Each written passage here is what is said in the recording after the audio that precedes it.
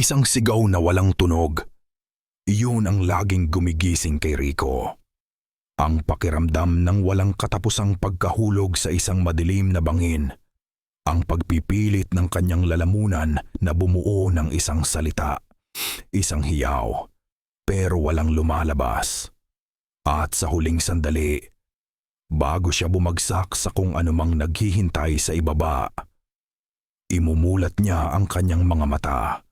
Bumalikwas siya ng bangon mula sa pagkakasandal sa manibela. Basa ng pawis ang kanyang noo at mabilis ang kabog ng kanyang dibdib. Nasa loob pa rin siya ng kanyang luma at baradong kotse, nakaparada sa gilid ng isang daan na halos nilamon na ng alikabok at damo. Tirik na tirik ang araw at ang init sa loob ng sasakyan ay parang sauna. Ito na naman ang panaginip, ang bangungot na 10 taon na siyang dinadalaw. Ang kanyang mga mata ay napadako sa isang kupas na litrato na nakasabit sa kanyang dashboard. Kuha ito noong high school graduation nila. 4 silang magkakaibigan, nakangiti at puno ng pangarap. Ngayon, si Marco ay kalbo na at may 2 anak. Si Lisa ay isang abogada sa Makati. Si Ben ay nasa Canada na. At siya, si Rico, mukha pa rin siyang high school. Hindi tumanda, hindi nagbago. Isang litrato na nanatiling buhay habang ang mundo sa paligid niya ay nagpatuloy. Ito ang dahilan kung bakit siya narito. Ang dahilan kung bakit siya nagmamaneho ng 6 na oras papunta sa isang lugar na hindi niya na matandaan. Baryo Himlayan. Ipinagpatuloy niya ang pagmamaneho. Ang daan ay hindi na sementado, kundi isang pilat na pula sa gitna ng walang katapusang taniman ng tubo. Ang mga tubo ay mas matataas pa kaysa sa kanyang sasakyan. Bumubuo ng isang berde at kayumangging pader sa magkabilang panig. Pakiramdam niya ay unti-unti siyang nilalamon ng isang halimaw na gawa sa lupa at halaman. Tila bawat metro na kanyang tinatahak ay palayo ng palayo sa sibilisasyon. Sa wakas natanaw niya ang isang lumang arko na gawa sa kahoy. Nakaukit dito, bagamat kupas at puno na ng lumot. Ang mga salitang baryo, himlayan, himlayan, lugar ng pahinga. Ngunit sa pagpasok pa lang niya, isang kaba ang biglang kumapit sa kanyang batok. Walang pahinga dito. Tanging isang mabigat at nanunuksong katahimikan. Iilang bahay na gawa sa kahoy at yeroy. Aan mong was diyo ang nakatayo sa gilid ng daan. May mga manok na nagkakalat at isang asong payat na tumahol nang makita ang kanyang sasakyan. Lahat ng mga bintana ay tila mga matang nakamasid. Nang iparada niya ang kotse sa tapat ng nag-iisang sari-sari store, naramdaman niya ang pagtigil ng lahat. Ang mga nag-iinuman ng tuba ay huminto. Ang matandang babaeng nagwawalis ay napatingin. Lahat ng mata nasa kanya. Bumaba siya ng kotse, pinagpag ang alikabok sa kanyang pantalon. "Magandang hapon po," bati niya. Sinubukang ngumiti. Walang sumagot. Isang lalaking may malaking tiyan at makapal na bigote na nakaupo sa isang bangkong mapuig siya kukuha ko siya hapi po baki ang guwati lamang. Ang tumayo, siya marahil ang may-ari ng tindahan. "Taga saan ka, iho?" tanong ng lalaki. Ang boses niya ay kasing tigas ng lupa sa tag-init. "Dito po ako lumaki pero matagal na pong umalis," sagot ni Rico. "Hinanap ko lang po ang bahay ng nanay ko, si Althea po." Sa pagbanggit ng pangalan ng kanyang ina, isang kakaibang tensyon ang gumapang sa hangin. Nag-iwasan ng tingin ang mga tao. Ang lalaking may bigote ay sumimangot. "Wala nang Althea rito," sabi nito. Matagal nang wala. Ako si Teban, ang barangay kapitan. Anong kailangan mo sa baryo namin? Ang tono niya ay hindi nagtatanong. Nagbabanta ito. Gusto ko lang pong makita ang pinanggalingan ko. Mahinang sagot ni Rico. Itinuro ni Mang Teban ang isang landas sa dulo ng kalsada. Doon, ang bahay na walang bubong. Pagkatapos mo, umalis ka na. Hindi ka namin kailangan dito. Hindi na nagtanong si Rico. Naglakad siya patungo sa itinurong direksyon. Ramdam ang mga matang nakatitig sa kanyang likuran. Ang bahay ng kanyang ina ay anino na lamang ng dati nitong itsura. Ang bubong na yero ay kalawangin at may malaking butas. Ang mga bintanang kapits ay basag. Nilamon na ng mga baging at damo ang pundasyon nito. Dahan-dahan niyang itinulak ang pinto. Isang alikabok na may amoy ng kalumaan at kalungkutan ang sumalubong sa kanya. May mga sirang silya, isang mesang kinain na ng anay. Sa isang sulok, may isang bowl na nakasara. Sinubukan niyang buksan, ngunit nakakandado ito. Huminga siya ng malalim. Hinahayaang pumasok ang alaala na pilit niyang hinahanap. Pero wala. Isang blangkong pader. Bigla, may nagsalita sa kanyang likuran. Ikaw na ba ang anak ni Althea? Napatalon si Rico sa gulat. Isang napakatandang babae ang nakatayo sa may pintuan. Ang mukha nito ay kulubot na parang pasas. Papasas, ngunit ang kanyang mga mata ay buhay na buhay. Sino po kayo? Ako si Atang, sabi ng matanda. Ngumiti. Isa akong albularyo. Kaibigan ko ang iyong ina. Sa unang pagkakataon mula nang dumating siya, nakaramdam si Rico ng kaunting ginhawa. Lumapit si Lola Atang. May dalang isang maliit na bayong. Inilabas nito ang isang supot ng kanin at isang mangkok ng mainit na sabaw. Kumain ka muna, iho. Alam kong pagod ka sa biyahe. Habang kumakain, hindi maalis ni Rico ang tingin sa matanda. May kung anong lungkot sa mga mata nito habang pinagmamasdan siya. Pasensya ka na sa mga tao dito, sabi ni Lola Atang. Hindi lang sila sanay sa mga bisita. Bakit po parang galit sila nang banggitin ko ang pangalan ng nanay ko? Tanong ni Rico. Nag-iwas ng tingin si Lola Atang. Mahabang kwento. Ang mahalaga, narito ka na. Pero kailangan mong mag-ingat. May kinuha si Lola Atang mula sa kanyang bulsa. Isang maliit na anting-anting na gawa sa kahoy at nakatali sa pulang sinulid. Inabot niya ito kay Rico. Isuot mo ito. Huwag na huwag mong huhubarin. Sabi niya sa seryosong tono. Mabigat ang hangin dito, iho. Para may proteksyon ka. Hindi maintindihan ni Rico. Ngunit kinuha niya ito at isinabit sa kanyang leeg. Isang kakaibang lamig ang gumapang sa kanyang balat nang dumikit ang anting-anting. Nang gabing iyon, sa loob ng sira-sirang bahay, sinubukan ni Rico na matulog sa isang lumang banig. Ang tanging ilaw niya ay isang gasera na ipinahiram ni Lola Atang. Ang mga tunog ng gabi sa probinsya, ang huni ng mga kuliglig, ang pagaspas ng hangin ay dapat sana'y nakakakalma. Pero para sa kanya, puno ito ng pagbabanta. Ilang oras siyang pilit na pumipikit hanggang sa wakas ay dinalaw siya ng antok. Ngunit sa kalaliman ng gabi, isang tunog ang gumising sa kanya. Hindi ito malakas. Sa una, inakala niyang guni-guni lang niya. Isang kaluskos, isang mahinang paggalaw na paulit-ulit. Bumangon siya. Kinapa ang gasera. Naglakad siya papunta sa bintanang basag at sumilip sa labas. Bilog ang buwan.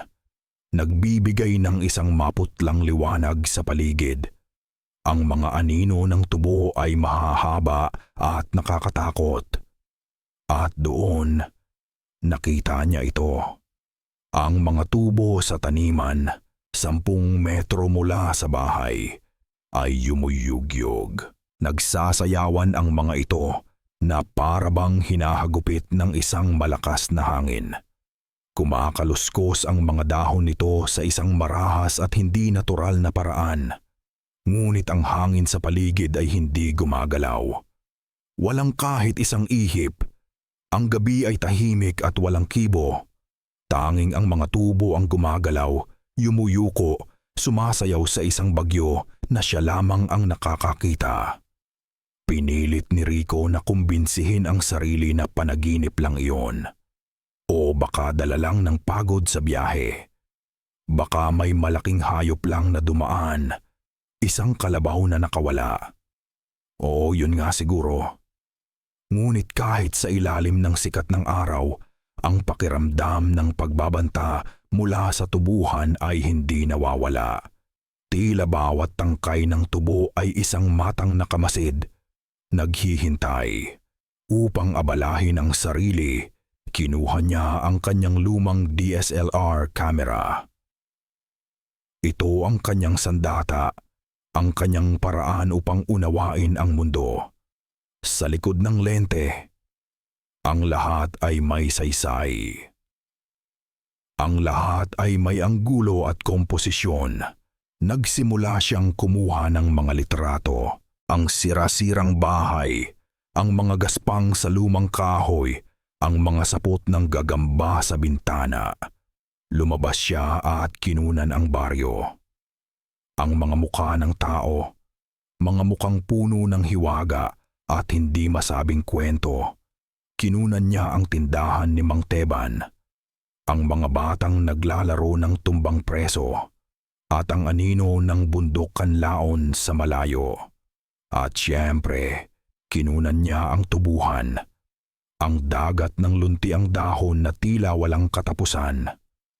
Nang hapon na iyon, umupo siya sa isang sulok ng bahay at sinimulang tignan ang mga kuha niya sa maliit na screen ng kamera. Maganda ang mga kuha, malinaw. Ngunit may isang bagay na mali. Sa isang litrato ng tindahan, sa likuran ni Mang Teban, may isang anino sa may gilid ng tubuhan. Malabo ito at parang isang mantsa lang sa lente. Ngunit nang i-zoom in ni Rico, nanindig ang kanyang mga balahibo. Hindi iyon mantsa. Ito ay may anyo. Isang anyo ng tao pero mali. Masyadong matangkad. Masyadong payat. Ang mga braso nito ay tila napakahaba, halos sumayad sa lupa. Nakatayo ito sa pagitan ng 2 puno ng tubo. Tila sumisilip. Mabilis niyang nilipat ang litrato. Baka guni-guni lang. Baka epekto lang ng ilaw at anino. Nilipat niya sa isang kuha ng mga baang naglalaro. Masaya ang eksena. Ngunit sa likuran, sa malayo, sa mismong hangganan ng bukid at ng baryo, naroon na naman ito. Isang maitim na tuldok nang i-zoom in niya. Parehong anyo. Nakatayo, nagmamasid. Isa-isa niyang sinuri ang lahat ng litrato niya ng tubuhan. At doon, sa bawat kuha, nakita niya sila. Hindi lang isa. Marami. Mga malabong anino na nakatayo sa pagitan ng mga tubo, nakatago sa mga dahon, tahimik na nanonood. Mga aninong hindi niya napansin noong kinukunan niya ang mga ito. Isang malamig na kaba ang gumapang sa kanyang sikmura. Binitawan niya ang kamera na parabang napaso. Gindidi, hindi ito guni-guni. Kailangan niya ng hangin. Kailangan niyang lumayo sa mga litratong iyon. Naglakad siya palabas, dire-diretso patungo sa hangganan ng tubuhan. Hindi niya alam kung bakit. pero tila may kung anong humihila sa kanya papalapit dito. Ang takot niya ay nahaluan ng isang hindi maipaliwanag na kuryosidad. Nakatayo sa gilid ng daan, pinagmasdan niya ang mga tubo. Sa liwanag ng hapon, mukha itong ordinaryo, isang payapang taniman. Ngunit alam na niya ngayon kung ano ang nagtatago sa mga anino nito. Biglang, huminto ang lahat ng tunog. Nawala ang huni ng mga kuliglig, nawala ang tahol ng aso sa malayo. Isang pader ng katahimikan ang bumalot sa paligid.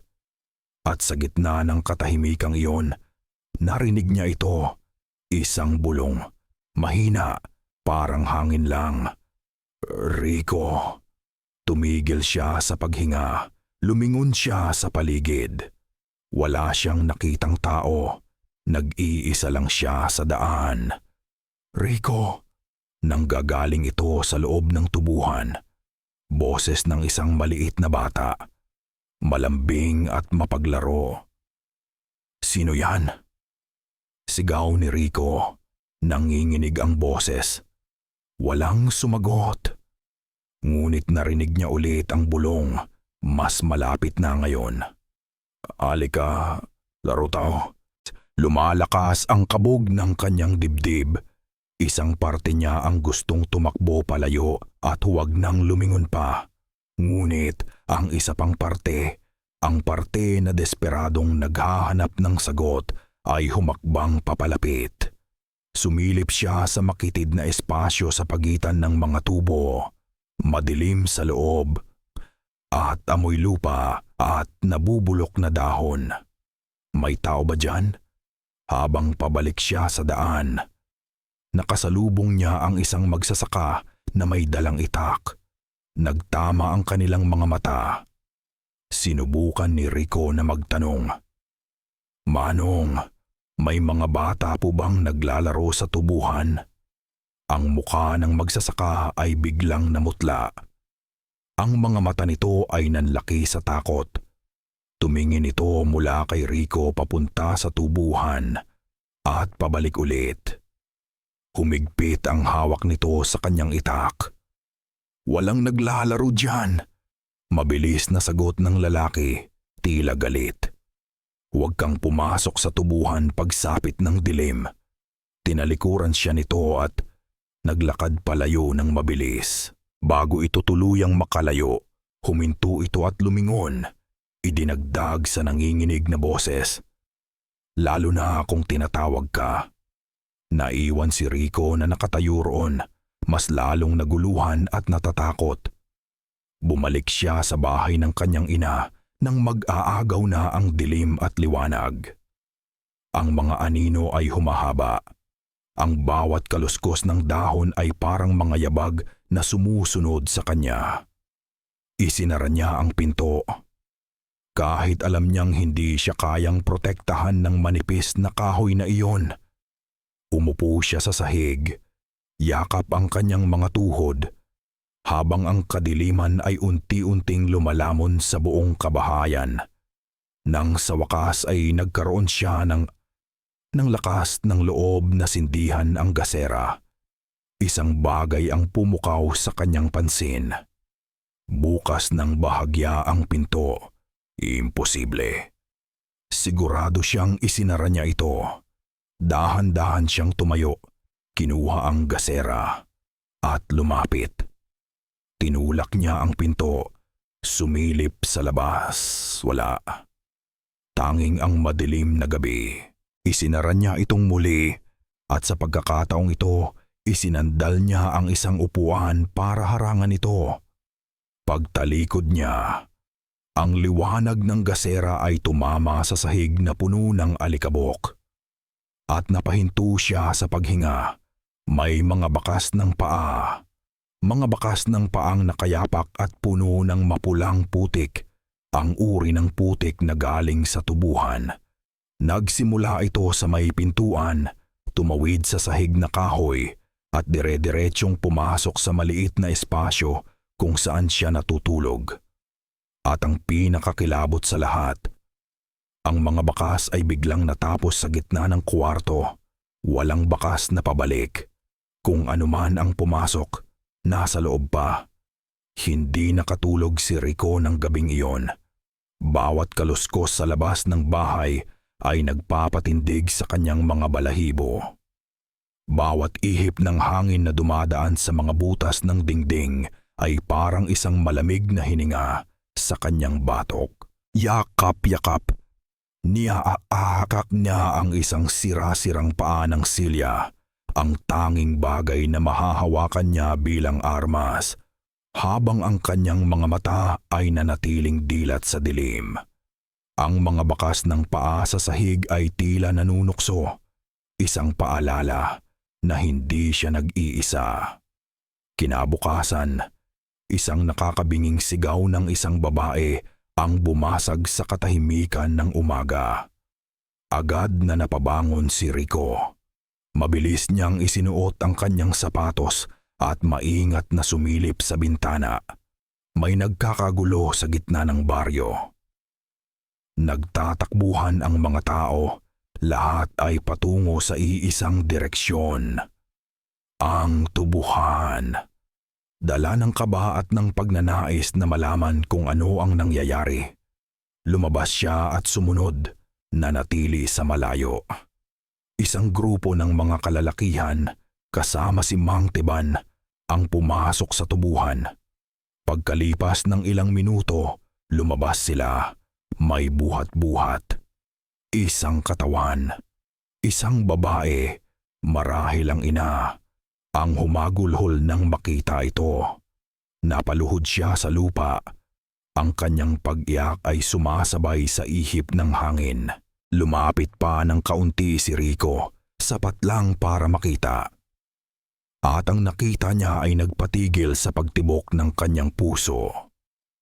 Ang buhat-buhat nilang lalaki ay ang isa sa mga binatang bumati sa kanya ng may pangungutya kahapon. Ngunit ang itsura nito ay hindi na makilala. Ang balat nito ay tuyot at kulubot, nakadikit sa kanyang mga buto na para bang isang lumang prutas na pinigaan ng lahat ng katas. Ang kanyang mga mata ay dilat na dilat sa pagkamangha at takot, at ang kanyang bibig ay nakabuka sa isang sigaw na hindi na kailanman maririnig. Anong nangyari sa kanya? Narinig ni Rico na tanong ng isang babae. Kinain, bulong ng isang matanda. Kinuha ng tubuhan. Biglang napansin ni Mang Teban si Rico na nakatayo sa di kalayuan. Sumigaw ito, at ang galit sa boses nito ay parang kulog. Ikaw! Itinuro siya ng daliri ni Mang Teban. Ikaw ang may dala nito. Lahat ng mga mata ay napabaling kay Rico. Ang pagdadalamhati sa kanilang mga mukha ay napalitan ng galit. Ang mga bulungan ay nagsimula. Simula nang dumating siya. Kamalasan ang dala niya, anak ni Althea. Pareho lang sila. Wala po akong alam dito. Sigaw ni Rico umatras. Sinungaling. Sigaw ng napkas ng ganang ina. Nang namatay na lalaki, tumayo ito at dinuro si Rico. Ikaw ang demonyo. Ikaw ang pumatay sa anak ko. Ang mga tao ay nagsimulang humakbang palapit sa kanya. Isang nag-aalab na galit ang makikita sa kanilang mga mata. Para silang mga lobo na nakapalibot sa isang tupa. Nang akmang susugurin na siya ng mga ito, isang tinig ang pumigil sa lahat. Tama na, si Lola Atang. Nakatayo siya sa pagitan ni Rico at ng mga galit na taga-baryo. Ang kanyang maliit na katawan ay tila nagkaroon ng bigat at kapangyarihan. Tumingin siya kay Mang Teban. Hindi ang bata ang may kasalanan. Alam nating lahat kung ano ang gumising. Sabi niya sa isang mahina ngunit may diin na boses. Nag-atubili si Mang Teban, ulitin ang tinapadapompuin. Ngunit ang galit sa kanyang mga mata ay hindi nawala. Umalis ka sa daan, Atang. Kailangan naming itama ang lahat. Umiling si Lola Atang. Huwag ninyong dagdagan ang kasalanan ng isa pang kasalanan. Tumingin siya kay Rico at sa pagkakataong iyon, nakita ni Rico ang isang bagay sa mga mata ng matanda. Hindi iyon awa. Ito ay panghihinayang na may kasamang takot. Umuwi ka na, Rico. Magkulong ka sa bahay. Walang nagtangkang gumalaw habang naglalakad si Rico paatras palayo sa kanila. Ang mga mata nila ay nakasunod sa kanya, puno ng pagbabanta.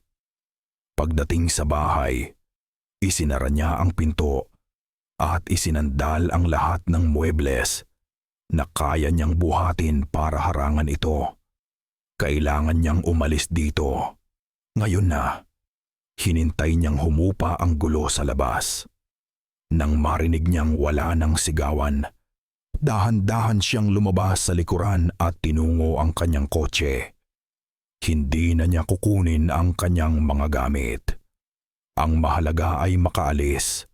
Ngunit pagdating niya sa sasakyan, isang malamig na takot ang muling gumapang sa kanya. Ang 4 na gulong ng kanyang kotse ay hiwa-hiwa. Butas-butas at nakahandusay sa lupa. Hindi ito aksidente. Ito ay babala. Isang mensahe. Bihag na siya. Walang siyang nagawa kundi bumalik sa loob ng bahay. Habang papalubog ang araw, ang kulay kahel na liwanag ay nagmistulang dugo na kumakalat sa kalangitan. Ang takot na naramdaman niya kagabi ay wala kumpara sa terror na nararamdaman niya ngayon. Kagabi, ang kalaban niya ay isang anino. Ngayon, ang buong baryo ang kanyang kalaban. Isinandal niya ang kanyang likod sa pinto, nakikinig sa mga tunog ng papalapit na gabi. Walang huni ng kuliglig. Tanging ang nakakabinging katahimikan. At pagkatapos, narinig niya ito. Isang katok sa pinto. Hindi mahina. Malakas. Mabigat. Hindi siya gumalaw. Hindi siya huminga. Toks. Tok. Tok. Sumilip siya sa isang maliit na siwang sa dingding na kahoy. Sa labas, sa dilim, nakita niya sila, si Mang Teban, at sa likod nito ay 10 kalalakihan ng Baryo Himlayan. Ang kanilang mga mukha ay walang emosyon, tila mga maskarang inukit sa kahoy. Ang liwanag mula sa kanilang mga hawak na sulo ay nagsasayawan sa kanilang mga katawan, nagpapakita ng anino ng mga bagay na dala nila. Mga itak at mapala. Bang! Isang malakas na kalabog sa pinto ang nagpabalik kay Rico sa kasalukuyan. Sinusubukan na nilang sirain ang harang. Napuno ng adrenaline, kamamatinahasanin ang kanyang buong katawan. Tumingin siya sa paligid, hinahanap ang anumang pwedeng pagtakasan. Ang mga bintana ay masyadong maliit. Walang ibang pinto. Ito na ang katapusan. Susunugin ba nila ang bahay? O hihintayin siyang lumabas para pagpira-pirasuhin? Rico! Isang pamilyar na boses ang bumulong mula sa isang siwang sa sahig. Dali! Dito! Si Lola at Atang. Nakaluhod ito sa ilalim ng bahay sa isang maliit na espasyo sa pagitan ng lupa at ng sahig na kahoy. May isang tabla sa sahig na maluwag pala. Itinuro ito ng matanda. Bang! Umuga ang buong bahay sa isa pang malakas na pagtulak sa pinto. Walang pag-aalinlangan. Inangat ni Rico ang tabla. Agad siyang nagpagulong-gulong pababa sa maalikabok na silong. Amoy lupa at nabubulok na kahoy ang sumalubong sa kanya. Halika, bilisan mo! Hila sa kanya ni Lola Atang. Gumapang sila sa dilim. Rinig na rinig nila ang mga sigawan at yabag ng mga lalaki sa itaas. sa loob mismo ng bahay. Rinig nila ang galit na sigaw ni Mang Teban nang matuklasan nitong wala na siya. Dinala siya ni Lola Atang sa likuran ng bahay kung saan may isang maliit na butas na natatakpan ng mga gumagapang na halaman. Lumabas sila doon, dire-diretso sa pinakasulok ng tubuhan, kung saan pinakamadilim at pinakamakapal ang mga anino. "Dito muna tayo," hingal na sabi ng matanda. Hindi sila maghahanap dito pagsapit ng gabi. Masyado silang takot. "Bakit niyo po ako tinutulungan?" tanong ni Rico, habang sinusubukan niyang habulin ang kanyang hininga. "Akala ko ba may utang ako sa nanay mo?" putol ni Lola Atang, umiiwas ng tingin. "Isang napakalaking utang. Patawarin mo sila, Rico. Hindi nila sila alam ang kanilang ginagawa. Ang takot ay kayang gawing halimaw ang kahit sinong tao." Dinala siya ni Lola Atang sa maliit nitong kubo sa kabilang dulo ng baryo, malayo sa mga kabahayan. Ang loob ng kubo ay puno ng mga pinatuyong dahon, mga botelya na may lamang kung ano-anong likido, at mga anting-anting na nakasabit sa bawat sulok. Amoy insenso at mga kakaibang halaman. "Manatili ka rito. Ligtas ka pansamantala," sabi ng matanda. Iniwan siya ni Lola Atang na nakaupo sa isang maliit na upuan. Sinabi nitong kukuha lang ito ng mga halamang gamot sa kanyang hardin para pakalmahin ang hangin. Habang nag-iisa, hindi mapakali si Rico. Ang utak niya ay puno ng mga tanong. Bakit ganito na lang ang galit ng baryo sa kanya? Anong kinalaman ng nanay niya sa lahat ng ito? Ang kanyang mata ay napadako sa isang bagay na pamilyar. Sa ibabaw ng isang maliit na aparador, nakapatong ang isang baul, ang lumang baul mula sa bahay ng kanyang ina. "Dinala ko yan dito maraming taon na ang nakalipas," sabi ni Lola Atang nakadarating lang. "Sabi ng nanay mo, ibigay ko raw sa iyo kapag handa ka na. Hindi ko alam kung ito na ang tamang panahon, pero baka wala na tayong ibang pagkakataon." Kinuha ng matanda ang isang maliit at kalawangin na susi mula sa kanyang leeg at ibinigay ito kay Rico. Nanginginig ang mga kamay ni Rico habang binubuksan ang baul. Sa loob, wala itong mga damit o alahas. Ang laman nito ay isang makapal na kwaderno na nababalutan ng balat ng hayop at mga rolyo ng lumang papel. Binuklat niya ang kwaderno. Ang mga pahina ay puno ng sulat kamay. Ngunit hindi niya ito maintindihan. Ito ay nakasulat sa isang sinaunang alpabeto, mga letrang parang mga sanga ng puno at mga alon ng dagat. Ngunit sa tabi ng mga salita, may mga guhit, mga larawan. Nasa unang pahina ang larawan ng bundok Kanlaon at sa ibabaw nito ay isang babaeng may koronang gawa sa apoy. "Inang Kanlaon," basa niya sa ilalim. Sa sunod na pahina, isang malaking ahas o dragon na may pakpak ang nakaguhit, nilalamon. Amamon nito ang buwan, Bakunawa. Ang pangalan ay nagbigay ng kakaibang kilabot sa kanya. Habang nililipat niya ang mga pahina, nakita niya ang mga guhit ng mga ritual, mga anting-anting at mga nilalang na kalahating tao at kalahating hayop. At sa huling mga pahina, ang mga guhit ay naging mas personal. Isang babae, kamukhang kamukha niya, na nakatayo sa gitna ng tubuhan, isang sanggol sa kanyang mga bisig, at isang anino na may mahahabang braso na tila inaabot ang sanggol. "Ano po ito?" tanong ni Rico kay Lola Atang. Ipinakita ang kwaderno. Huminga ng malalim ang matanda. Iyan ang aklat ng iyong ina, ang aklat ng isang diwata. Diwata? Ang iyong ina, si Althea, ay hindi isang ordinaryong tao, Rico. Isa siyang diwata. Isang tagapag-alaga ng lupaing ito. Ngunit umibig siya sa isang mortal, ang iyong ama. At dahil doon, tinalikuran niya ang kanyang pagka-immortal. Biglang, isang imahe ang sumilay sa isipan ni Rico. Isang babaeng may mahabang buhok, kumakanta habang dinuduyan siya. Isang pamilyar na init, isang alaala na nakabaon sa napakalalim na bahagi ng kanyang isipan. Kinuha niya ang isa sa mga rolyo ng papel. Ito ay mapa ng baryo, pero mas luma. May mga simbolo na nakalagay sa gitna ng tubuhan. Isang bilog na may mga linyang parang sinag ng araw. Hinawakan niya ang simbolo sa papel. Bigla, isang matinding sakit ang tumama sa kanyang ulo.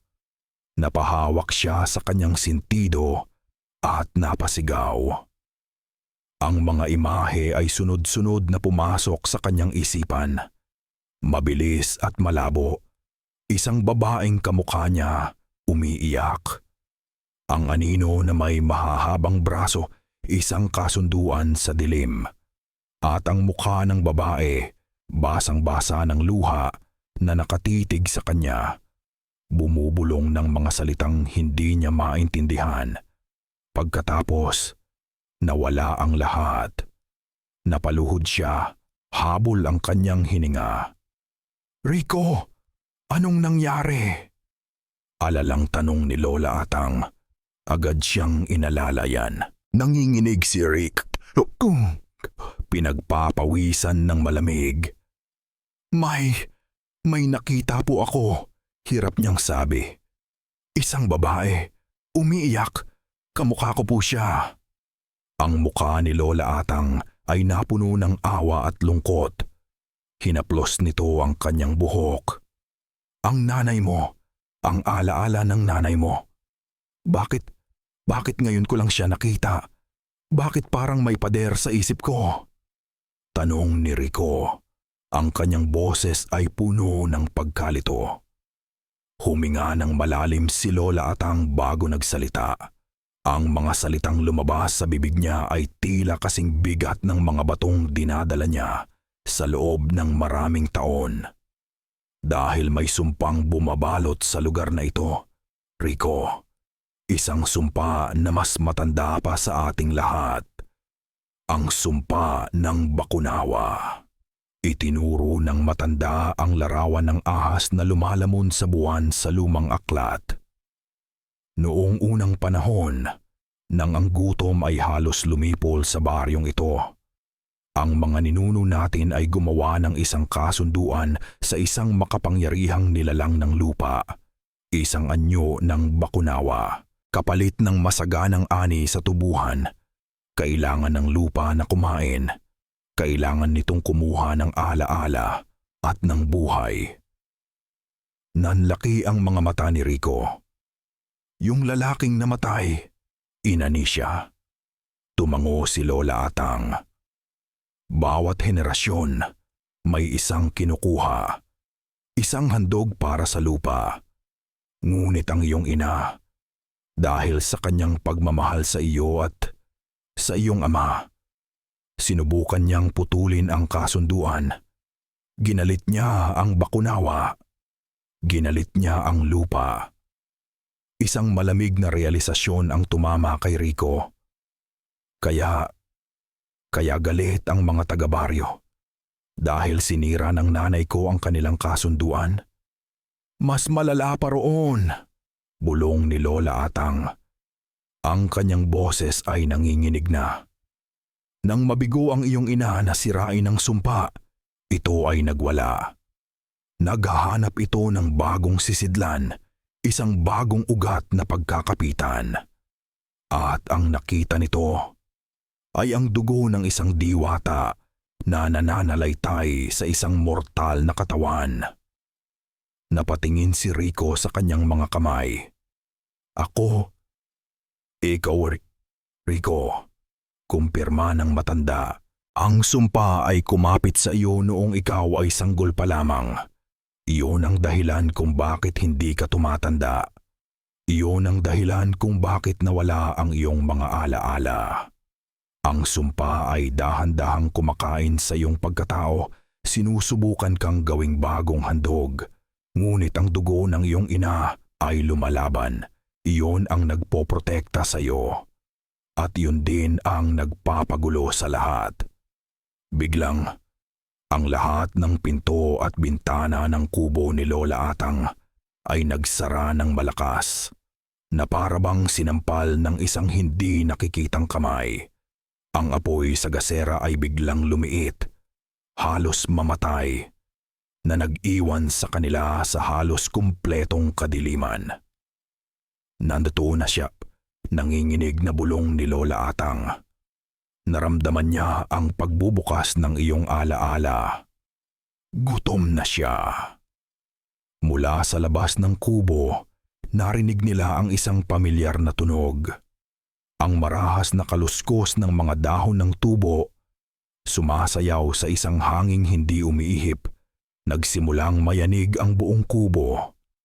Ang mga botelya sa estante ay nahulog at nabasag. Ang mga pinatuyong halaman ay nagsimulang mabulok sa isang mabilis at hindi natural na paraan na naglalabas ng isang nakakasukang amoy. Gusto kanyang kunin, Rico! Sigaw ni Lola Atang.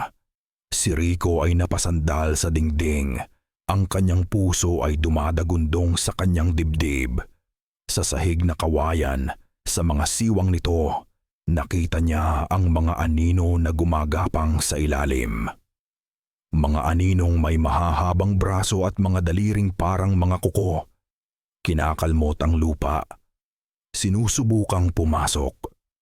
Tumingin si Rico sa kanyang paligid. Desperadong naghahanap ng kahit ano.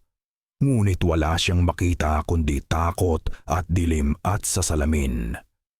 Sa isang maliit at basag na salamin na nakasabit sa dingding, nasuulyapan niya ang kanyang refleksyon.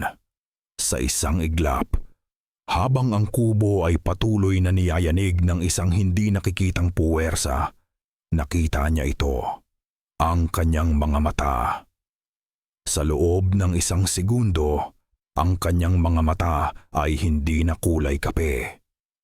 Nagliliwanag ang mga ito. Isang mahinang liwanag na kulay pilak, kumikinang sa dilim na parabang dalawang maliliit na buwan. Napasinghap siya at napakurap. Pagtingin niyang muli, bumalik na sa normal ang kanyang mga mata. Ngunit huli na. Nakita na niya. At sa labas, naramdaman din ito ng sumpa. Bigla, ang pinto ng kubo ay sumabog paloob.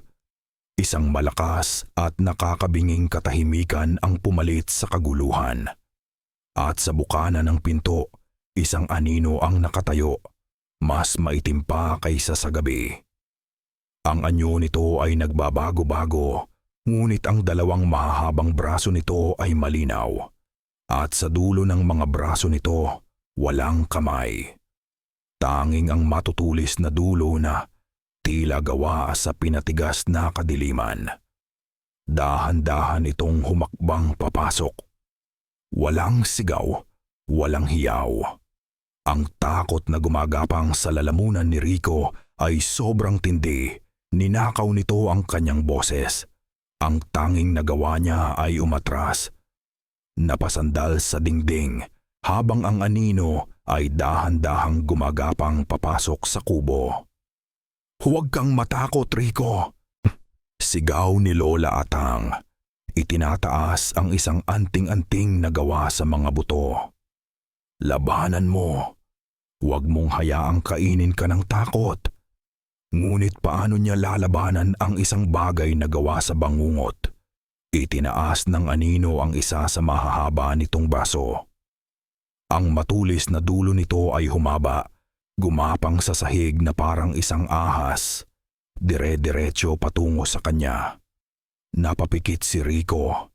Hinintay ang sakit, ang lamig, ang katapusan. Pero walang dumating. Pagmulat niya ng mata, nakita niya si Lola Atang na nakatayo sa pagitan nila. Ang anting-anting sa kamay ng matanda ay naglalabas ng isang mahinang puting usok na pumipigil sa paglapit ng anino. "Tumakbo ka, Rico! Dali!" Sigaw ng matanda. Nanginginig ang buong katawan sa pagsisikap na pigilan ang kapangyarihan ng sumpa. Sa isang iglap, nag-atubili si Rico. Hindi niya kayang iwan ang matanda. Ngunit isang malakas na tulak mula sa isang hindi nakikitang puwersa, marahil ang mahinang kapangyarihan ng matanda, ang nagpatalsik sa kanya palabas sa sirang pinto. Bumagsak siya sa lupa. Paglingon niya, nakita niya ang anino na ibinaling ang atensyon nito kay Lola Atang. Ang mahinang proteksyon ng anting-anti ay nagsimulang maglaho. Takbo! Iyon ang huling sigaw ni Lola Atang bago tuluyang nilamon ng dilim sa loob ng kubo ang liwanag ng gasera. Tumakbo si Rico. Tumakbo siya ng walang direksyon. Ang tanging gabay niya ay ang takot. Ang mga paa niya ang nagdadala sa kanya, palayo sa kubo, palayo sa baryo. At nang hindi niya namamalayan, napunta siya sa lugar na pinakakinatatakutan niya. Ang tubuhan. Pumasok siya sa loob. Ang mga matataas na dahon ng tubo ay humahampas sa kanyang muka at braso, na nag-iiwan ng maliliit na hiwa. Madilim. Nakakalito. Ang bawat direksyon ay magkakamukha. Isa itong walang katapusang labirinto ng berde at anino. Huminto siya. Sumasandal sa isang puno ng tubo. Habol ang kanyang hininga. Ang puso niya ay tila gustong kumawala sa kanyang dibdib. Akala niya ay ligtas na siya. Ngunit nagkamali siya. Dito daw sa loob ng tubuhan, mas malakas ang sumpa. Nararamdaman niya ito. Ang hangin ay mabigat at malagkit. Ang lupa sa ilalim ng kanyang mga paa ay tila malambot at gumagalaw. At ang mga bulong ay bumalik. Hindi na ito boses ng bata. Ngayon, ito ay 100 boses, 1,000 boses na nagsasama-sama. Mga boses ng mga taong inani ng lupa sa loob ng daan-daang taon. Sumama ka sa amin. Isa ka sa amin. Dito ka nababagay. Tinignan ni Rico ang kanyang mga kamay. Halos hindi na makahinga sa takot. Nagsimulang lumabo ang kanyang paningin. Ang mga puno ng tubo sa paligid niya ay tila nagiging mga anyo ng tao. Mga nakatayong bangkay na tuyot at walang buhay. Isang imahe ang pumasok sa kanyang isipan. Ang kanyang mga kaibigan sa Maynila, masaya sa isang handaan. Ngunit sa imaheng yun, tumatanda sila. Nagkakaroon ng mga kulubot, pumuputi ang buhok. Habang siya sa gitna nila ay nananatiling bata, isang estranghero na naiwan ng panahon. Isang multo, isa pang imahe. Ang kanyang ina, si Althea Jacob, umiiyak habang kinakarga siya. At isang malaking anino na may anyong bakunawa ang dahan-dahang lumalamon sa liwanag sa kanilang paligid. Hindi, bulong ni Rico. Hindi totoo to. Mula sa lupa sa kanyang paanan, isang anino ang biglang umangat. Mabilis, walang babala. Bumuo ito ng isang kamay na may matutulis na kuko at sinunggaban ang kanyang binti na pasigaw si Rico sa sakit at gulat. Bumagsak siya sa lupa. Gumapang siya paatras, ngunit ang anino ay hindi bumibitaw. Hinihila siya nito pababa, na para bang gusto siyang ilibing ng buhay sa ilalim ng lupa. Desperasyon din, iyon na lang ang natitira sa kanya. Walang pag-asa. Walang matatakbuhan. Ito na ang katapusan. Kakainin siya ng lupa. Magiging isa sa mga nawawalang kaluluwa na bumubulong sa hangin. Ngunit sa gitna ng desperasyong iyon, isang bagay ang nagbago. Isang galit. Isang nag-aalab na galit ang biglang sumabog mula sa kaibuturan ng kanyang pagkatao. Galit para sa sumpang sumira sa buhay ng kanyang ina. Galit para sa takot na dinanas niya. Galit para sa mga alaalang ninakaw sa kanya. Hindi mas nasakta. Siya niyay. Sigaw niya. Isang sigaw na nanggaling hindi lang sa kanyang lalamunan, kundi sa kanyang kaluluwa. At kasabay ng sigaw na iyon, isang kapangyarihan ang sumabog mula sa loob niya. Isang init na gumapang mula sa kanyang dibdib, dumaloy sa kanyang mga braso, hanggang sa kanyang mga kamay. Ang kamay niya na nakasayad sa lupa ay biglang nagbago. Ang kanyang mga kuko ay humaba at tumulis, naging parang mga garing. Ang kanyang balat ay kumintab sa isang liwanag na kulay pilak, isang liwanag na pamilyar, ang liwanag na nakita niya sa kanyang mga mata kanina sa salamin. Nang walang pag-iisip, ibinagsak niya ang kanyang nagbagong kamay sa aninong nakakapit sa kanyang binti. Walang tunog ng pagtama. Walang tunog ng pagkapunit. Sa halip ay titis, isang tunog na parang pagsitsyit ng tubig sa nagbabagang bakal ang narinig, kasabay ng pagsabog ng isang nakakasilaw na liwanag na pilak. Ang anino ay hindi naputol. Ito ay umusok at naglaho na parang sinunog ng isang nagniningas na apoy. Isang walang tunog na hiyaw ang umalingaw-ngaw, hindi sa hangin, kundi sa loob ng isipan ni Rico. Isang hiyaw na puno ng sakit at pagkamangha. Biglang tumahimik ang lahat. Ang 1,000 bulong ay naging isa. Ang paggalaw sa paligid ay huminto. Ang aninong nakakapit sa kanya ay ganap na naglaho. Dahan-dahan, itinaas ni Rico ang kanyang kamay sa harap ng kanyang muka. Nanginginig ito, hindi dahil sa takot, kundi dahil sa isang di maipaliwanag na enerhiya na dumadaloy dito. Habang pinagmamasdan niya, ang mga mahahabang kuko na kulay garing ay dahan-dahang umikli. Ang liwanag na kulay pilak na bumabalot sa kanyang balat ay kumupas, na para bang isang kandilang hinipan.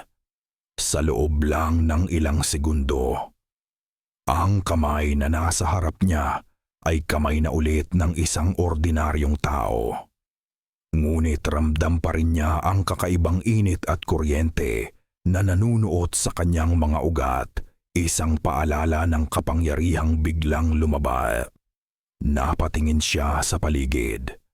Ang tubuhan ay tahimik na ngayon. Masyadong tahimik. Ang dating mga bulong na puno ng pagbabanta ay napalitan ng isang mabigat na katahimikan. Isang katahimikan ng pag-iingat, ng pagmamasid, na parabang ang buong taniman ay huminga ng malalim. At ngayon ay pinapanood siya, hindi na bilang isang biktima, kundi bilang isang bagay na hindi inaasahan. Isang bagay na mapanganib. Ang desperasyon sa kanyang dibdib ay nawala. Napalitan ng isang bagong uri ng takot. Isang takot na hindi para sa mga anino sa dilim, kundi para sa kung ano ang nasa loob niya. Ang dugo ng kanyang ina. Ang dugo ng isang diwata. Hindi lang ito isang kwento. Hindi ito isang sumpalang na kumakapit sa kanya. Ito ay bahagi na niya. Nakatitig siya sa kanyang palad, nanginginig ng hindi mapigilan. Hindi lang ako tao. Ano ako? Bulong niya sa nakakabinging katahimikan ng tubuhan. Nanginginig ang aking mga kamay. Hindi dahil sa lamig ng gabi, kundi sa lagim na unti-unting gumagapang sa aking buong pagkatao. Nakatingin ako sa mga ito, kalahating inaasahan na makita muli ang mga kumikinang na kuko na pumunit sa anino sa tubuhan. Ngunit wala. Tanging ang pamilyar na balat at laman, mga kamay ng isang litratista, hindi ng isang halimaw, ngunit alam ko ang nakita ko. Alam ko ang naramdaman ko'y isang kapangyarihang hindi sa akin. Isang lakas na nagmula sa kaibuturan ng aking dugo. Puno ng galit at pag-aalinlangan, bumalik ako sa kubo ni Lola Atang. Hindi na ako kumatok. Itinulak ko ang pinto na gawa sa kawayan ng malakas. At lumikha ito ng isang malakas na kalabog sa katahimikan ng gabi. Natigilan si Lola Atang talilatang sa kanyang paghahalo ng mga dahon sa isang maliit na palayok. Ngunit hindi pagkagulat ang nakita ko sa kanyang mga mata, kundi isang malalim na kalungkutan. Isang pagod na pagtanggap na parabang matagal na niyang hinihintay ang sandaling ito. Alam ninyo, sabi ko, ang boses ko'y garalgal at puno ng pait. Alam ninyo ang lahat ng ito. Itinaas ko ang aking mga kamay na nanginginig pa rin. Ano ako? Ano ang bagay na ito sa loob ko? Bumuntong hininga ang matanda, isang tunog na parang pagaspas ng tuyong dahon. Ibinaba niya ang kanyang hinahalo at tumingin sa akin ng diretsyo. Ang dugong nananalaytay sa iyo, Rico. Iyan ay isang sumpa. Sumpa? Halos pasigaw kong tanong. Niligtas ako nito. May aninong humahabol sa akin at hindi ko matapos ang sasabihin. Paano ko ipapaliwanag ang isang bagay na ako mismo ay hindi maintindihan? Ang kapangyarihang iyan ay parang apoy. Iho, mahinahong sabi niya. Lumalapit sa akin. Maaari kang bigyan nito ng liwanag sa dilim, ngunit maaari ka rin itong tupukin ng buo. Kinuha niya ang aking kamay. Sawo sa halip na matakot, tiningnan niya ito ng may pag-aalala. Ang iyong ina, taglay din niya ang sumpang ito. At ginugol niya ang kanyang buong buhay sa pagtatangkang supilin ito upang mabigyan ka ng normal na buhay. Pumunta siya sa isang sulok at kumuha ng ilang uri ng halaman na may maitim na dahon. Dinikdik niya ito sa isang lusong hanggang sa maging isang berdeng sapal. Halika, sabi niya. Itong mga halamang gamot na ito, pansamantala nitong pakakalmahin ang dugo ng diwata sa iyong mga ugat. Habang marahan niyang ipinapahid ang malamig na sapal sa aking mga braso, nagsimula siyang magkuwento. Ngunit, habang siya'y nagsasalita, mas lalo lamang lumalalim ang aking pagdududa. May mga hindi nagtutugma sa kanyang mga sinasabi. Sabi niya ay kailangang manatiling tulog ang sumpa, ngunit kitang-kita na ito'y gising na gising at kumuha na ng buhay. Sabi niya ay kailangan kong magtago, ngunit ang pagtatago ang nagdala sa akin sa bingit ng kamatayan. Ang kanyang solusyon ay laging pagtakas, laging pagpigil, hindi pakikipaglaban. Hindi ito tama, bulong ko, hinahawi ang kanyang kamay. Kung may ganito akong kapangyarihan, bakit hindi ko ito gamitin para labanan ang sumpa sa baryong ito? Para tapusin na ito. Isang kakaibang lungkot ang gumuhit sa mukha ni Lola Atang. Umiling siya. Hindi mo naiintindihan ang iyong kinalaban, Rico. Ang paggamit sa kapangyarihang iyan ay lalo lamang magpapakain sa sumpa. Lalo lamang nitong gigisingin ang kanyang galit. Kung gayon, ay wala na lang akong gagawin. Maghihintay na lang na maging susunod na ani. Ang galit ko ay napalitan na ng malamig na determinasyon. Tinitigan ko siya, sinusubukang basahin ang katotohanang pilit niyang itinatago sa likod ng kanyang mga nag-aalalang mata. Tila nabasa ni Lola Atang ang tumatakbo sa isip ko. Hinawakan niya ang aking mga balikat. At sa pagkakataong ito, mayroong bigat at desperasyon sa kanyang mga salita. Malaki ang isinakripisyo ng iyong ina para selyuhan ang iyong mga alaala at ang iyong kapangyarihan. Huwag mong hayaang mawalan ng saysay ang sakripisyo niya. Natigilan ako. Ang lahat ng ingay sa aking isipan ay biglang nawala at isang parirala lamang ang umalingaw-ngaw. Selyuhan ang iyong mga alaala. Hindi lang ang aking kapangyarihan ang alam niya. Alam din niya ang tungkol sa aking nakaraan, sa mga pirasong nawawala sa aking isipan. Si Lola Atang ay hindi lang basta tagapagtago ng sikreto ng aking ina. Siya ay bahagi nito. At sa sandaling iyon, ang pagdududa ko ay naging isang nakakakilabot na katiyakan. Mas marami pa siyang alam kaysa sa ipinapakita niya. Ang mga salita ni Lola Atang ay parang lason na dahan-dahang kumakalat sa aking isipan. Selyuhan ang iyong mga alaala. Iniwan ko ang kanyang kubo na may bigat sa aking dibdib. Ang tiwalang ibinigay ko sa kanya ay unti-unting nabibitak.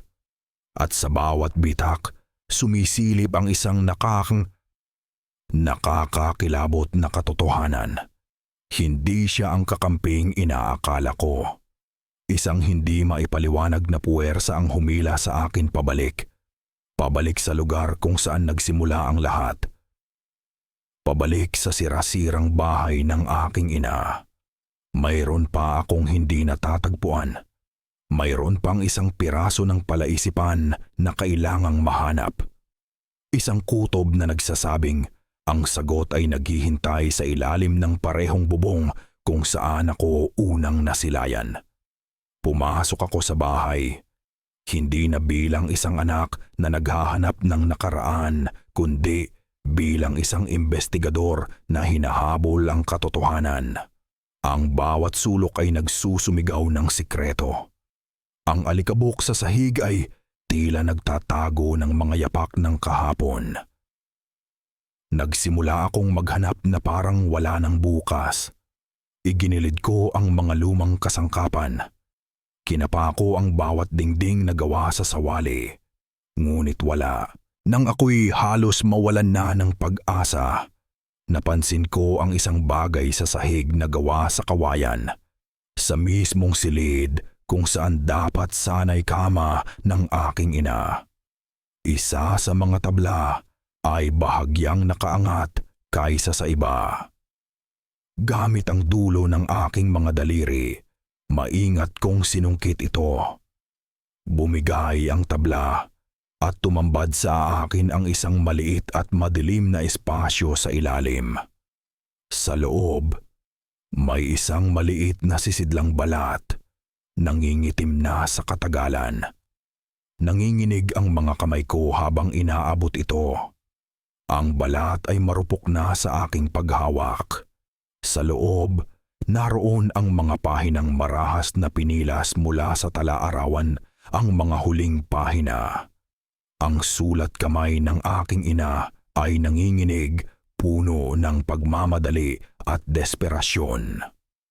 Ngunit sa pagkakataong ito, naiintindihan ko na ang ilan sa mga salita na parabang ang paggising ng aking dugo ay nagbigay daan din sa pag-unawa sa wika ng aking mga ninuno. Binasa ko ang mga salitang magiging dahilan ng tuluyang pagguho ng aking mundo. Hindi ko na kaya pang labanan ang uhaw ng lupain. Naririnig ko ang tawag ng bakunawa sa aking panaginip at alam kong hindi magtatagal. Ako na ang kanyang susunod na aanihin. Ngunit ang higit kong kinatatakutan ay ang pagkatapos ko. Ang dugo ko ay nananalaytay sa aking anak. Susunod na niyang kukunin ang aking Rico. Napahinto ako sa pagbabasa. Ang puso ko'y dumadagundong. Ipinagpatuloy ko. Kailangan kong ilayo si Rico. Kailangan niyang makalimot sa himlayan, sa akin, at sa sumpang ito, at sa pinakamasakit na desisyon ng buhay ko.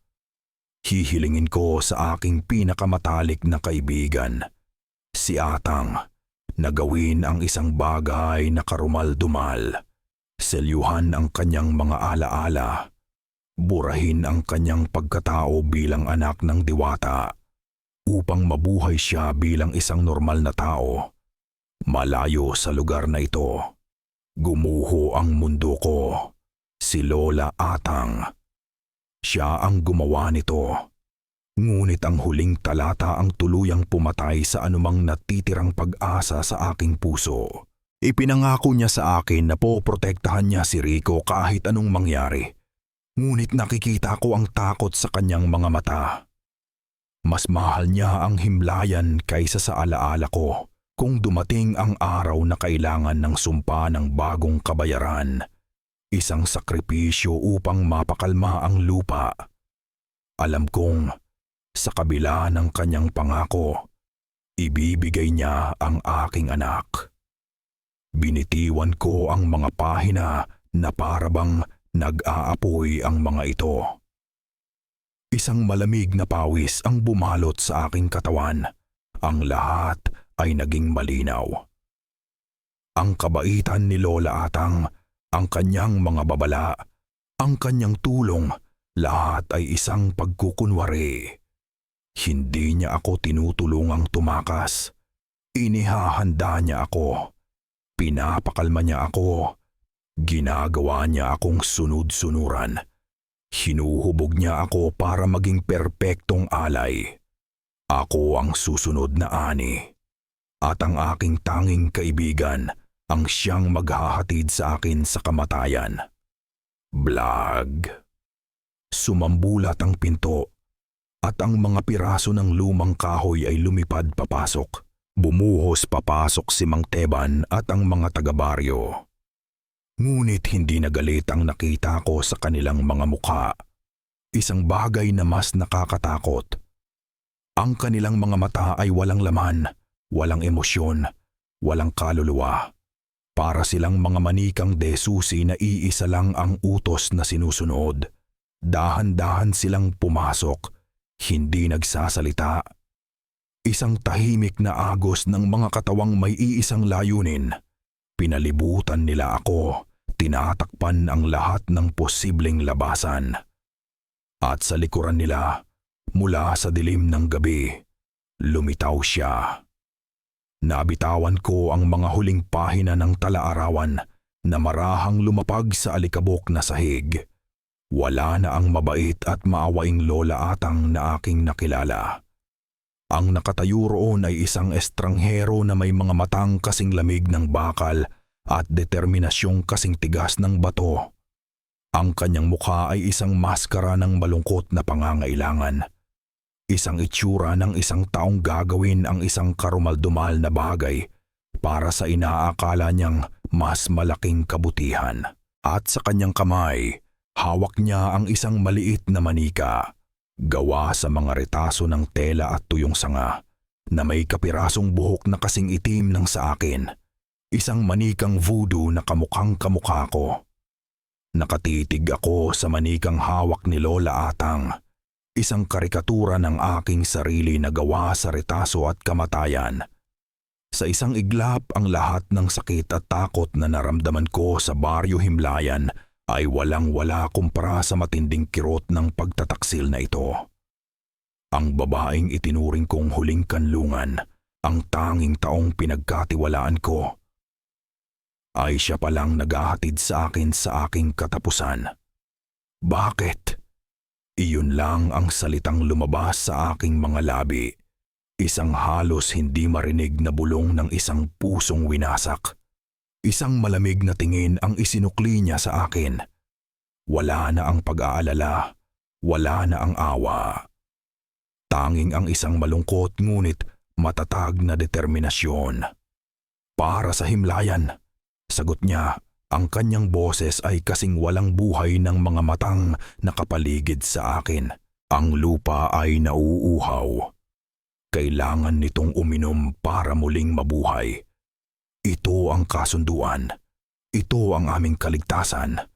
Itinaas niya ang manika. Mula sa kanyang baywang kumuha siya ng isang mahabang karayom na gawa sa itim na kahoy.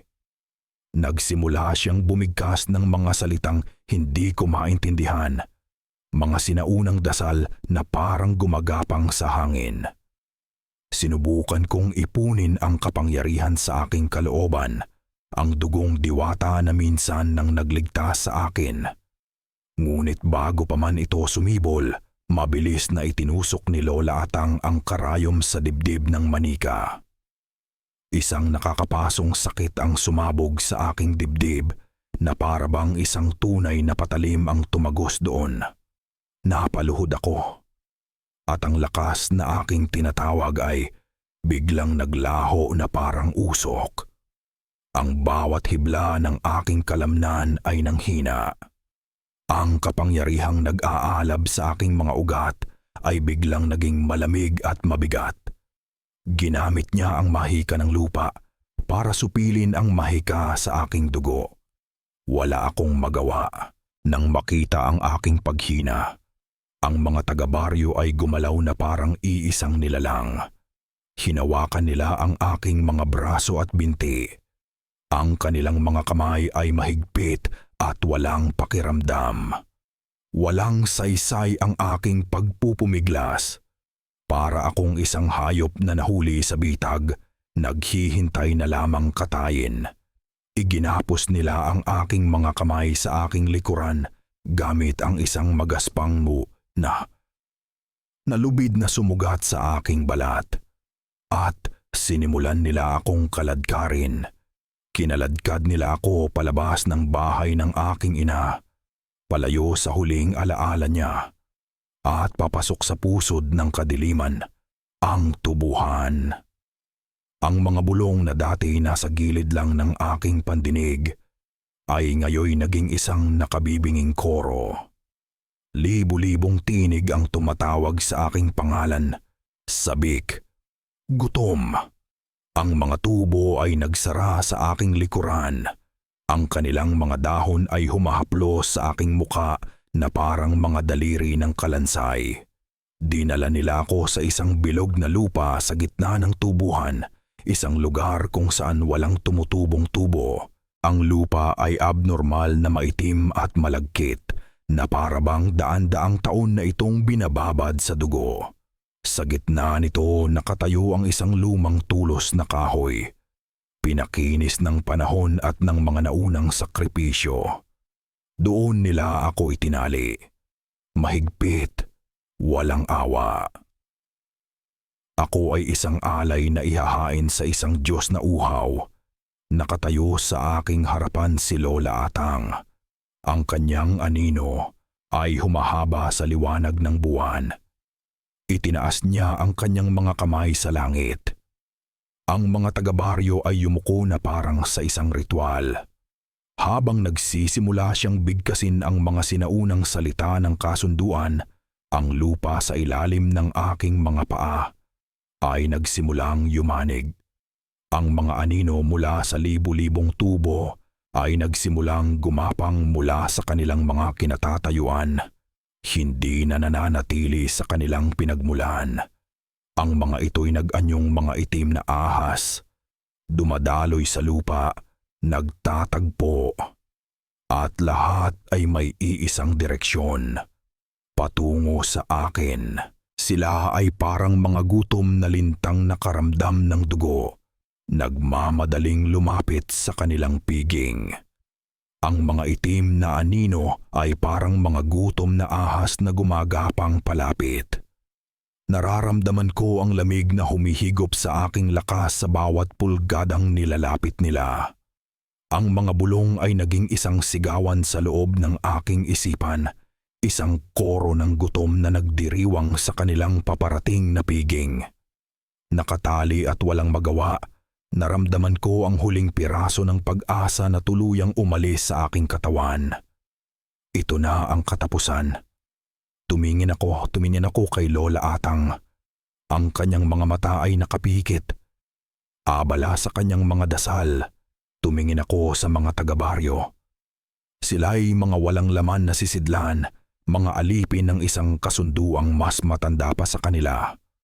At tumingin ako sa kalangitan, sa buwang saksi sa aking kamatayan. Sa sandaling iyon, sa bingit ng kawalan, isang imahe ang sumilay sa aking isipan. Ang mukha ng aking ina mula sa isang lumang litrato. Malungkot ngunit matatag.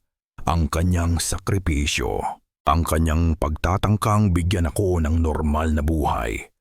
Lahat ay mauuwi sa wala. At doon, isang bagay sa loob ko ang nagbago. Hindi pagsuko, hindi galit, kundi pagtanggap. Buong buhay kong tinakasan ang bahaging ito ng aking sarili. Itinanggi ko ito, kinatakutan at sinubukang supilin. At ano ang nangyari? Dinala lang ako nito sa tulos na ito. Ang pagtakas ang nagpahina sa akin. Itinigil ko ang aking pagpupumiglas. Ang aking katawan, na kanina'y puno ng tensyon, ay biglang lumaylay sa pagkakatali.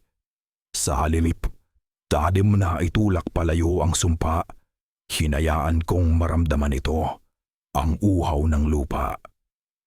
Ang gutom ng mga anino, ang tibok ng pusong itim ng Baryo Himlayan, at sa ilalim ng lahat ng iyon, naramdaman ko ang sarili kong tibok, ang dugo ng diwata na nananalaytay sa aking mga ugat. Hindi ito isang sumpa.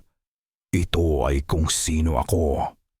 Ang mga anino ay biglang tumigil, nag-aalangan, na parabang naramdaman nila ang biglaang pagbabago sa kanilang biktima. Napatigil si Lola Atang sa kanyang dasal. Napamulat. Ang kanyang muka ay nababalot ng purong pagkamangha at takot. Ang mga taga-baryo ay bahagyang umurong, isang alon ng pagkalito ang dumaan sa kanilang mga walang emosyong mukha.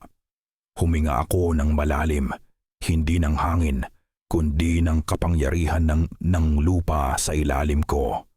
Itinuon ko ang lahat ng aking kalooban, lahat ng sakit, lahat ng pagtataksil, lahat ng pagmamahal sa isang inang hindi ko na maalala.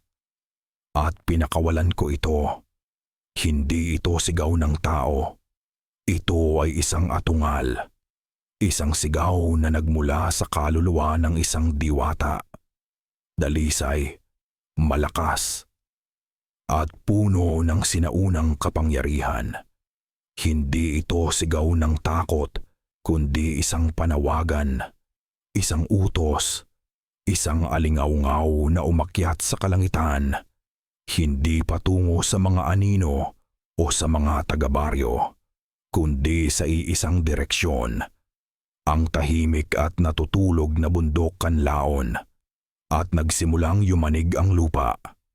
Ngunit hindi ito ang mababaw na panginginig ng uhaw na sumpa. Ito ay malalim, malakas, at nagmumula sa malayo. Mula sa direksyon ng bundok, ang kalangitan sa itaas ng Kanlaon na kanina'y itim, ay dahan-dahang nagliyab sa kulay pula, na parabang isang nagbabagang mata ang unti-unting bumubukas pagkatapos ng mahabang pagkakatulog. Mula sa tuktok ng bulkan, isang manipis na hibla ng itim na usok ang pumailan lang sa kalangitan. Narinig ako ni Inang Kanlaon. Ang usok na nagmula sa bundok Kanlaon ay hindi napawi. Sa halip, ito'y bumaba, isang itim na haligi na gumagalaw ng may sariling isip, dumadaloy pababa sa dalisdis ng bulkan, patungo sa aming kinaroroonan. Ang hangin ay uminit at napuno ng amoy ng abo at ng kakaibang amoy ng ozono, tulad ng hangin pagkatapos ng isang malakas na pagtama ng kidlat. Sa harap namin, sa gitna ng bilog na lupa, ang itim na usok ay umikot at nagsimulang mag-anyong tao. Isang nilalang na gawa sa nagbabagang abo at dalisay na liwanag ang dahan-dahang nabuo. Walang muka, walang tiyak na kasarian. Ngunit ang kapangyarihan nito ay hindi maikakaila at ganap. Ito ay sinauna, nakakatakot at kamangha-mangha. Ito ang nagpakatawang tao na si Inang Kanlaon. Isang kolektibong paghinga ng sindak ang kumawala mula sa mga taga-baryo. Ang kanilang mga walang buhay na mga mata ay biglang nagkaroon ng gandalo ng damdamin. Purong sukdulang takot. Isa-isa, sila'y napaluhod, hindi bilang bahagi ng ritual kukuds, kundi dahil sa bigat ng presensya ng Diyos sa kanilang harapan. Maging si Mang Teban, na laging matigas at palaban, ay nakasubsob sa lupa, nanginginig. Sa isang sulok ng aking paningin, nakita ko si Lola Atang. Nawala ang lahat ng kanyang katatagan. Ang babaeng naghanda sa akin para sa kamatayan ay bumagsak sa kanyang mga tuhod. Ang kanyang mukha ay basang-basa sa luha. Humihikbi siya, hindi ng salita, kundi ng purong pagsisisi at takot sa harap ng tunay na kapangyarihan. Hindi nagsalita si Inang Kanlaon. Hindi niya kailangan. Ang kanyang mga tanong ay pumasok sa aking isipan na parang hangin. Ano ang iyong nais, anak ng diwata? Walang pag-aalinlangan. Ibinigay ko ang aking sagot, hindi sa pamamagitan ng bibig, kundi ng kaluluwa. Kunin mo ang aking dugo. Kunin mo ang aking kapangyarihan. Alisin mo sa akin ang mahabang buhay ng isang diwata. Hayaan mo akong mabuhay at mamatay bilang isang mortal. Ito ang aking alay. Isang sandali ng katahimikan. At pagkatapos ay ang aking kahilingan. Bilang kapalit, basagin mo ang sumpa ng Bakunawa. Palayain mo ang himlayan at ang mga taong ito mula sa kanilang pagkaalipin sa uhaw na lupa. Tapusin mo na ang kasunduan ng dugo. Naramdaman ko ang isang alon ng sinaunang kalungkutan mula sa nilalang. Isang pag-unawa na lumampas sa panahon. Isang pagtanggap sa isang kasunduang hindi patas ngunit kinakailangan. Isang bagong kasunduan na isinulat sa sakripisyo, hindi sa dugo. Dahan-dahan, itinaas ng nilalang na gawa sa abo ang isang braso. Mula sa dulo nito, isang daliri na gawa sa umiikot na usok at liwanag ang itinuro sa akin. Gumalaw ito palapit. Bawat sandali ay isang kawalang hanggan. Walang pagbabanta. Tanging isang pangako ng pagbabago. Ipinikit ko ang aking mga mata, handa nang tanggapin ang kasunduan. Nang dumampi ang daliring gawa sa abo sa aking noo, hindi sakit ang aking naramdaman, kundi isang malalim na pagbabago. Para itong isang alon na dumaan sa bawat hibla ng aking pagkatao. Hinuhugasan ng dugong diwata, ang mahabang buhay, ang sumpa at ang biyaya. Sa unang pagkakataon, naramdaman ko ang bigat ng panahon na nagsimulang humila sa akin. Ang aking katawan, na dati hindi tinatablan ng pagod, ay nakaramdam ng tunay na panghihina. Ako ay naging mortal. Sa sandaling makumpleto ang pagbabago, isang nakamamanghang pangyayari ang naganap. Ang buong tubuhan, ang libu-libong tubo na naging bilangguan at halimaw ko ay sabay-sabay na natuyo. Ang kanilang luntiang kulay ay naging dilaw, tapos kayumanggi. At sa loob lamang ng ilang segundo, sila'y naging abo. Isang malakas na hangin ang umihip at ang buong tubuhan ay naging isang ulap ng itim na alikabok na inilantad ang lupang matagal nang hindi nasisikatan ng araw. Ngunit hindi doon nagtapos. Mula sa itim na abong iyon, mula sa lupang pinagkaitan ng buhay, sumibol ang mga sariwang luntiang halaman. Hindi tubo, kundi ibang uri ng damo at maliliit na bulaklak. Ang sumpa ay nabasag. Ang lupa ay muling naging malaya. Si Inang Kanlaon ay naglaho na parang usok. Naiiwan kaming lahat, ako at ang mga taga-baryo, sa isang lupain na biglang nagbago. Dahan-dahan, tumayo ang mga taga-baryo. Ang kanilang mga mata ay hindi na walang laman, ngunit puno ng pagkamangha at kahihiyan. Naramdaman nila, sa unang pagkakataon sa loob ng maraming henerasyon, ang hanging hindi nagdadala ng mga bulong. Isang hanging malinis at puno ng pag-asa. Tumingin sila sa akin. Hindi na bilang isang halimaw o isang alay o butihan nanin malay, kundi bilang isang tao na nagbigay sa kanila ng kalayaan sa isang napakalaking halaga. Walang nagsalita. Hindi na kailangan. Sa mga mata ko, nakita nila ang pagpapatawad. Ngunit nakita rin nila ang pamamaalam.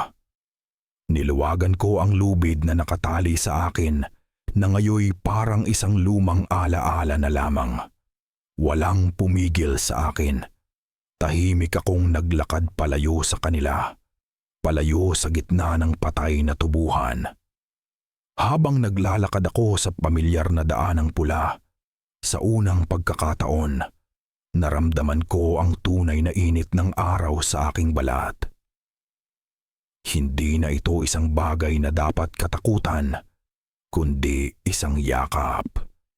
Tiningnan ko ang aking kamay at nakita ko sa unang pagkakataon ang isang maliit na kulubot malapit sa aking hinlalaki. Isang marka ng panahon, isang marka ng pagiging tao. Ngumiti ako, isang ngiting may halong kapayapaan at kalungkutan. Hindi na ako lumingon pa, ngunit pati duwan tiyatam ni Dita Mama. Lumipas ang maraming taon. Sa isang malayong baryo na hindi pa naririnig ang pangalan ng himlayan, isang lalaking may mga pilak na sa buhok ang marahang naglalagay ng pinainitang dahon sa lagnat ng isang bata.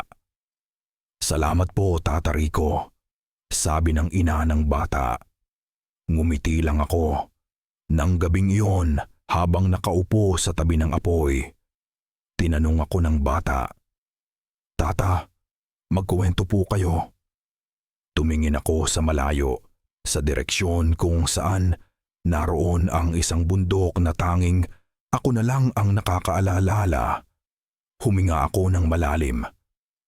May isang baryo sa paanan ng Kanlaon, isang lugar na tinatawag na Himlayan. Ang nakaraan ay hindi kailanman tuluyang nawawala. Ito'y nagiging mga kwento, nagiging mga babala. At dito nagtatapos ang kwento ni Rico at ng Baryo Himlayan. Mula sa kaibuturan ng aking puso, maraming salamat. Salamat sa paglaan mo ng iyong oras at sa iyong pagsama sa madilim at matinik na paglalakbay na ito. Ang pagsulat ng kwentong ito ay isa ring personal na paglalakbay para sa akin. Sa bawat salitang aking isinusulat, nararamdaman ko ang takot ni Rico, ang bigat ng desisyon ni Lola Atang, at ang uhaw ng lupaing matagal nang kinalimutan ng araw. Higit pa sa katatakutan, sana ay naiwan sa iyo ang mga mensahe ng kwento. Isang paalala sa walang kapantay na pagmamahal ng isang ina na handang isakripisyo ang lahat. Isang pagninilay sa kapangyarihan ng pagpapatawad na kayang basagin ang pinakamatatandang sumpa. At higit sa lahat, isang patunay na kahit sa pinakamatinding kadiliman, laging may sisibol na pag-asa, tulad ng mga lunti ang dahon na sumulpot mula sa abo. Ngayon, nais kong marinig ang iyong tinig. Ano ang iyong naramdaman? Aling bahagi ng kwento ang nanatili sa iyong isipan? Ang iyong mga saloobin ay mahalaga at nagbibigay buhay sa kwentong ito. Hanggang sa ating muling pagkikita sa mga susunod pang pahina at salaysay.